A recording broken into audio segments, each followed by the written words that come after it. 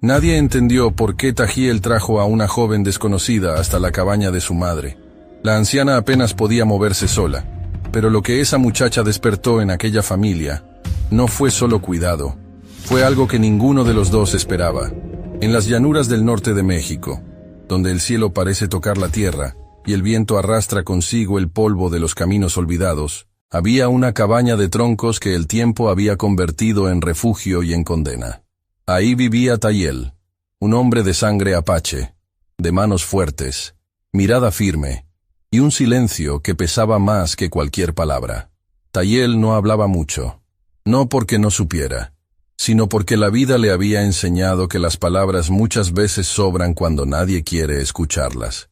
Junto a él vivía su madre, Doña Pilar, una mujer que alguna vez caminó entre los cerros con la espalda erguida y los ojos llenos de fuego. Pero los años habían sido duros con ella. Sus piernas ya casi no respondían. Sus manos temblaban al sostener un vaso de agua. Y cada mañana, cuando el sol entraba por la ventana de esa cabaña, Doña Pilar lo miraba como si le pidiera disculpas por seguir necesitando de él. Tajiel no se quejaba. Jamás lo hizo. Se levantaba antes del amanecer, preparaba el fuego, calentaba un poco de caldo, y se sentaba al lado de su madre hasta que ella terminaba de comer. Luego salía a trabajar la tierra, a buscar leña, a reparar lo que el viento rompía durante la noche. Pero cualquiera que lo viera de cerca podía notar algo. Ese hombre estaba agotado, no solo en el cuerpo, sino en el alma.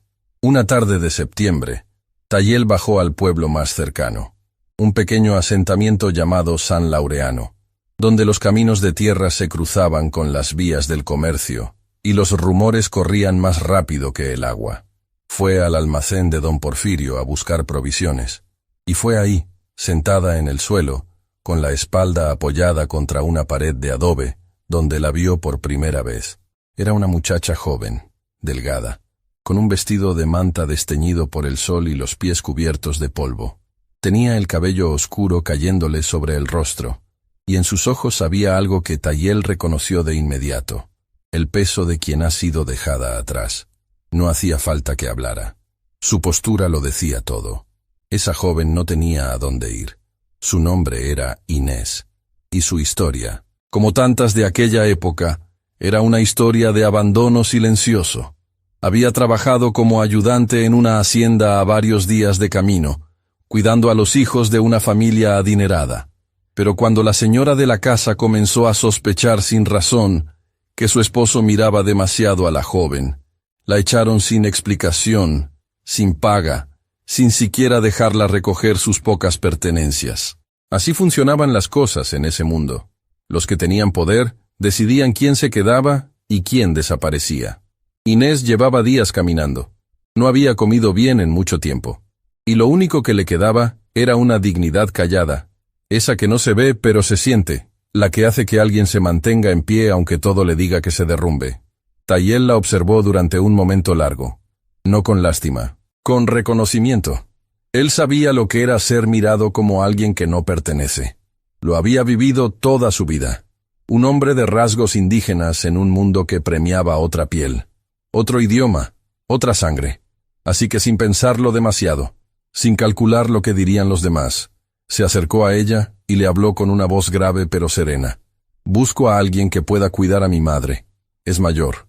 Necesita compañía y atención. No puedo pagarle mucho, pero hay techo, comida y respeto. Inés levantó los ojos. Lo miró con desconfianza, como quien ha aprendido que las ofertas generosas casi siempre esconden algo. Pero también vio algo en la expresión de ese hombre.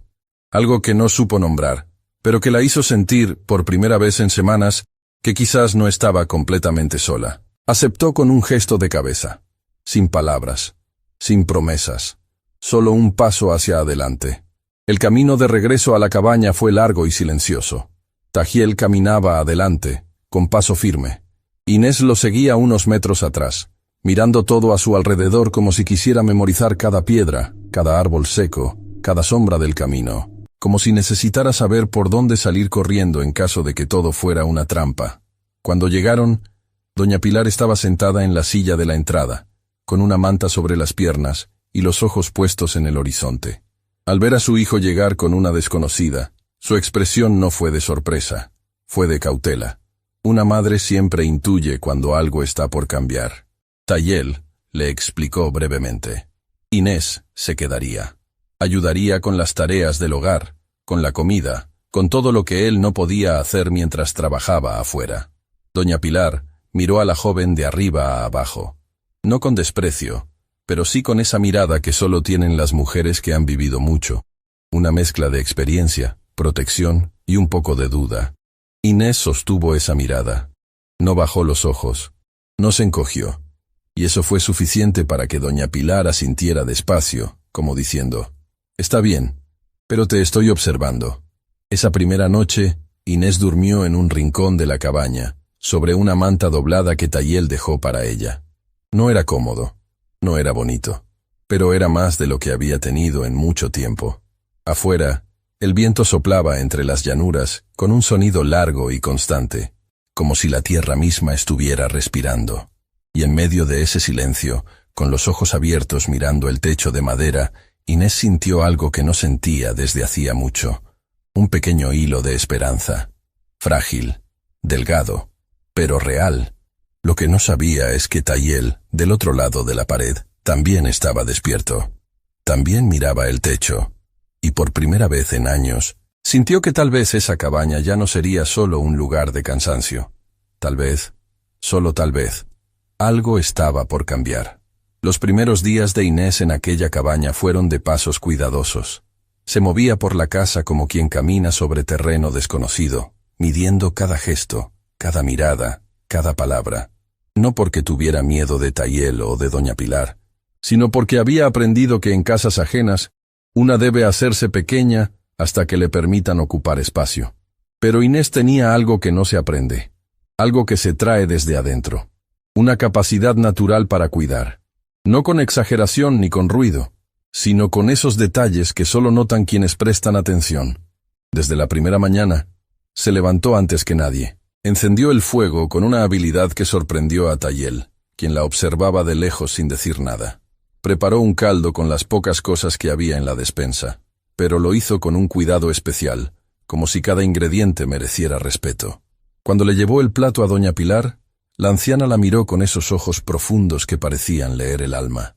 Tomó la primera cucharada despacio, masticó con calma, y luego dijo algo que Inés no esperaba. «Tiene sabor a mano buena». 4 palabras. Solo 4. Pero para Inés fueron como una puerta que se abre después de estar cerrada durante mucho tiempo. No respondió. Solo asintió y volvió a la cocina. Pero en su pecho algo se movió. Algo cálido.